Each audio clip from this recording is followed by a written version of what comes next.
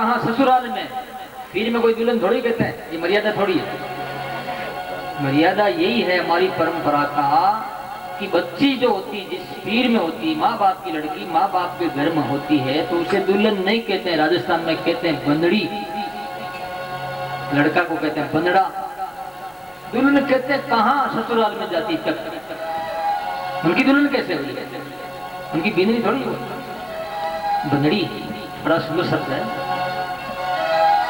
तो वो गाती और गाने चाहिए उनको, लेकिन वो खुद भी गाने लगे। कौन, रुक्मणी भी भूल गई होश, नहीं रहा बेचारी, प्रेम है उनको। अब तो मेरा काम हो जाएगा, कोई बात नहीं।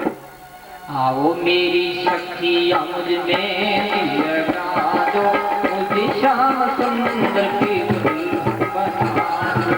आओ मेरी सखियां मुझ में लगा दो, मुझे श्याम सुंदर की दुल्हन बना दो।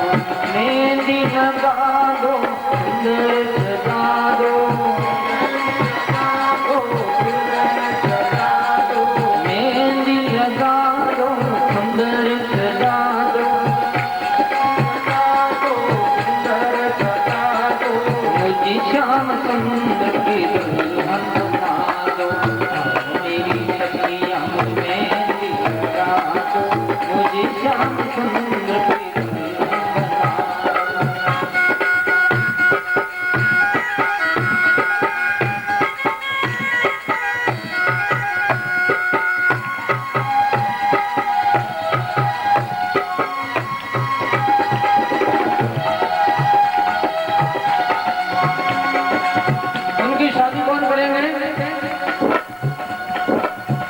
करने वाले कौन है। सत्संग में मेरी बात चलाई, सतगुरु मेरी कीर सगाई। सत्संग में बात सुनाई, सतगुरु मेरी कीर सगाई। गुरु को बुला के हथलेवा सजा दो, गुरु को बुला के हथलेवा सजा दो, मुझे श्याम सुंदर की दुल्हन बना दो। मेरी सखियां मुझ मेहंदी लगा दो, मुझे श्याम सुंदर की दुल्हन बना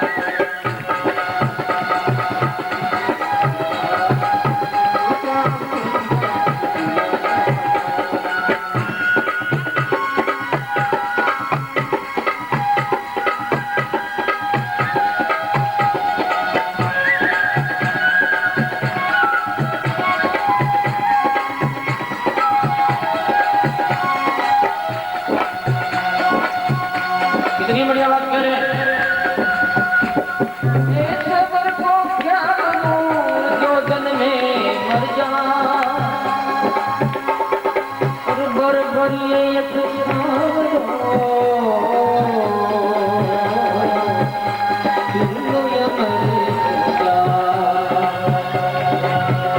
इसे बुला दो, प्रभु नहीं छोड़े, सिर तुम्हें जो रंग नहीं छूटे।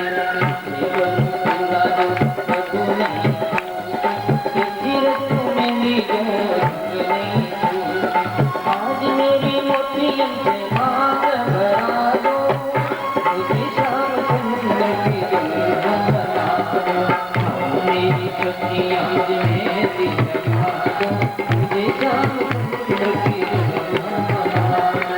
मेहंदी लगा दो, सुंदर सजा दो, मेहंदी लगा दो, सुंदर सजा दो, मुझे श्याम सुंदर की दुल्हन बना दो। मेरी सखियां मुझ मेहंदी लगा दो, मुझे श्याम सुंदर की दुल्हन बना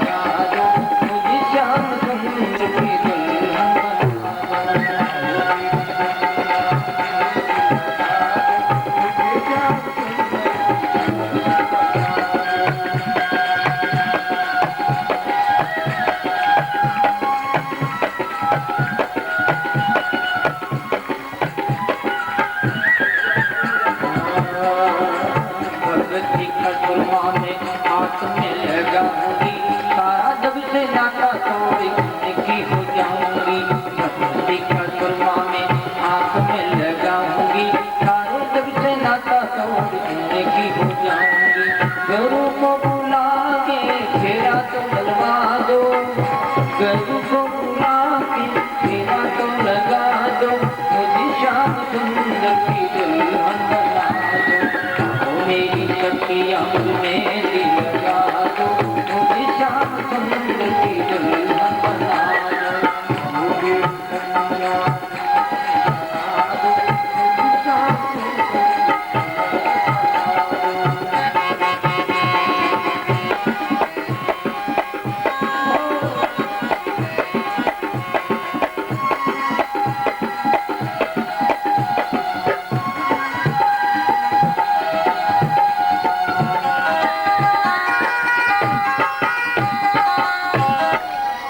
श्याम सुंदर की लुगाई बनाई दो, औरत प्रधांगिनी शक्ति सदा संग में रहने वाली, कभी नहीं छोड़ने वाली। गुरु सगाई करते हैं, सदगुरु नाता जोड़ते हैं जीव का। ये हो, ये साधारण ब्याह नहीं है, ऐसा नहीं है कोई ऐसे ही कोई साधारण व्यक्ति का ब्याह, ये अमर ब्याह है। फिर चूड़ा नहीं बदले, चूड़ा नहीं फूटे। बोलो राम। ऐसे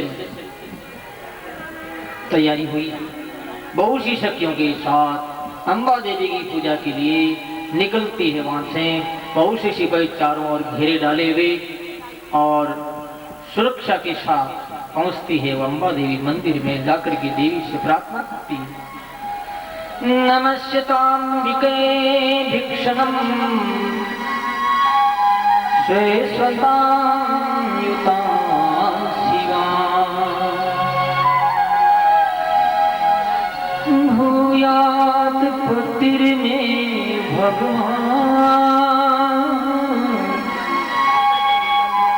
कृष्ण तद अनुमोदता। पार्वती देवी से प्रार्थना करती है वो रुक्मिणी कि हे मां अम्बा, तेरे परिवार के सहित में नमस्कार। भगवान शिव जी, गणेश जी और नंदेश्वर पूरा परिवार के सहित प्रणाम करती हूँ मैं। भगवान कृष्ण ही मेरे पति के रूप में मुझे मिले। भूयात पति में भगवान कृष्ण तद अनुमोदता, मेरा अनुमोदन कर, ये कृपा कर दे मेरे। पार्वती ने इशारा किया, वो बाहर आई। भगवान ने पत्र में जो भी इशारा था ऐसे ही घोड़ों को इधर उधर नचा करके भीड़ को तितर बितर किया। रुक्मिणी का हाथ पकड़ के तुम्हें बेटा के नो दो इदियारा रोका। शिशुपाल रोने लगा, अब कहीं करूं रे, हमारी बीम नहीं गई पड़ी। रो धारा माता, तेरी माँ है बेईमान, उसको तू औरत मानता है, पता नहीं तेरे को। रोने लगा। जरासंध कहता, रोता क्या है, चिंता क्या करता। 17 बार मैं हारा हूं, एक बार मेरी विजय हुई। कभी आदमी जीता, कभी हारता। चिंता का ही करनी। तो युद्ध करने के लिए वो आए हैं, युद्ध में उनको परास्त किया। देख लो आ रहे हैं, कृष्ण आ रहे हैं, देख लो। रुक्मिणी पीछे है, डॉक्टर नहीं, ठीक है, बराबर सही।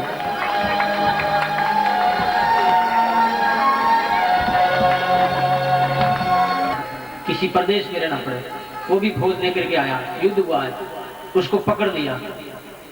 भगवान मारने लगते हैं तो रुक्मिणी कहती है कि श्रीमान जी आप मारो मत। भगवान उनकी ओर देखे कि क्यों, कि नहीं तो आप मार देते तो कोई बात नहीं, लेकिन मेरी जो भाभी है ना भौजाई, तो इस विषय में, इस मामले में आपके साथ जो मैं आज आई हूं, इसमें उन्होंने बहुत सहयोग किया मेरी भाभी ने, तो वो विधवा हो जाएगी मेरी भाभी मरेगा तक। इस बात की मुझे चिंता है। कितनी बढ़िया बात की।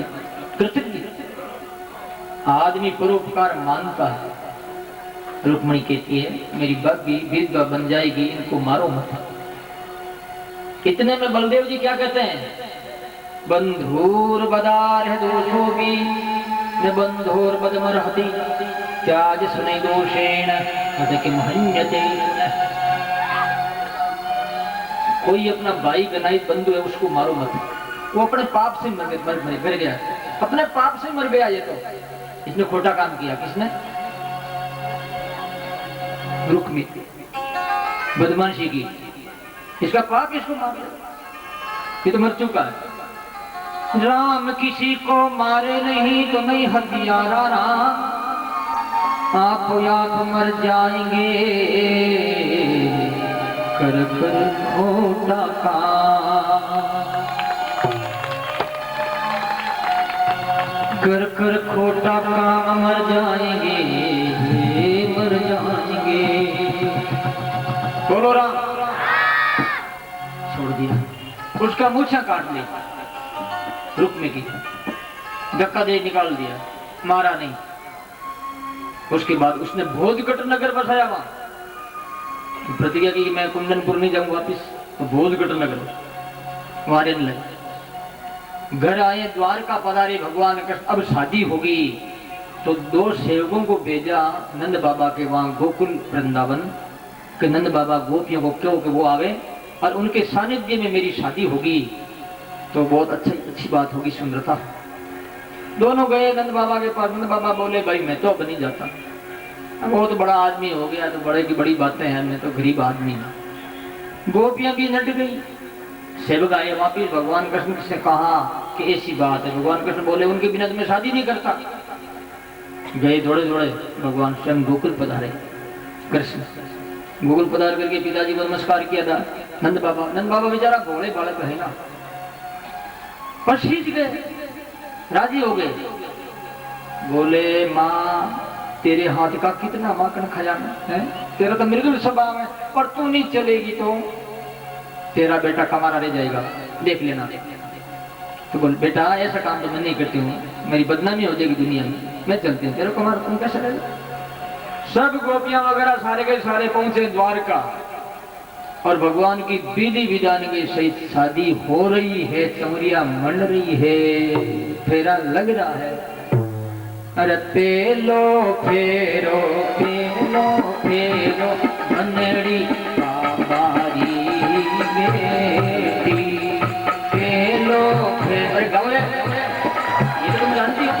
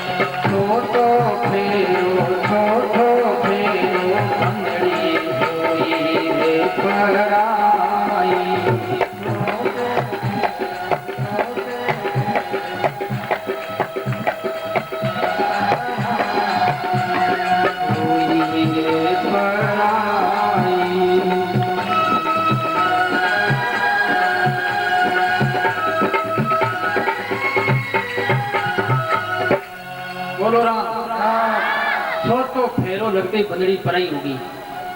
डॉक्टर साहब की 2 बार शादी होगी, देख लो। तब पर्दा हटा दो। एक दिन मैंने पेपर में पढ़ा, विदेश में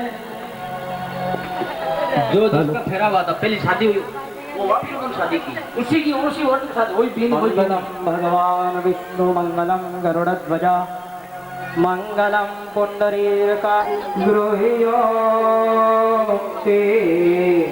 मधुपरक पूजन करा अंत पता ते धरा दृष्टां दृष्टवधूवरा न करता जो भी करावे वे वादन प्रे बहुगल बलान करणे कुर्या सदा मंगलम वधुवर्यो शुभम भवतु सावधान मुहूर्त सावधान इष्ट देवता चिंतन सावधान वराड़ी साव चिंतन सावधान वादंत्रे साव चिंतन सावधान वादंत्रे बजाओ बजाओ बजाओ बजाओ बजाओ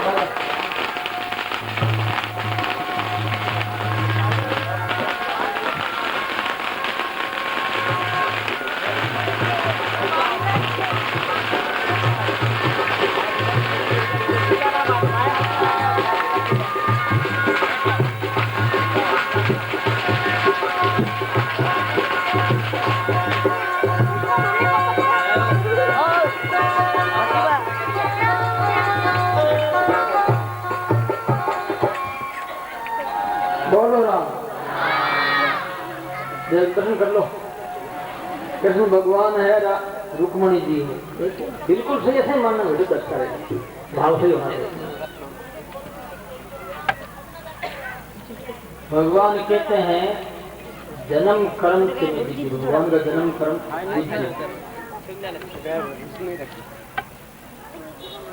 तीनों के बीच में रखें और पूरा हो गया।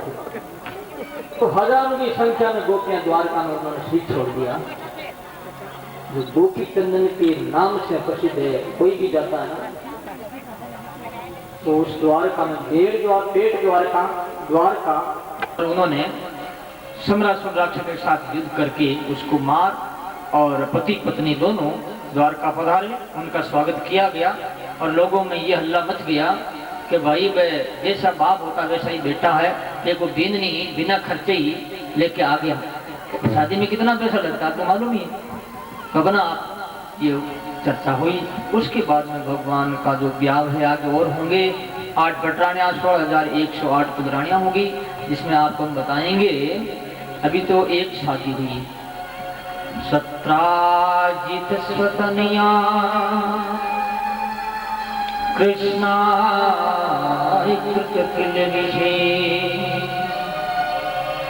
शमंत के मणिना मुद्य में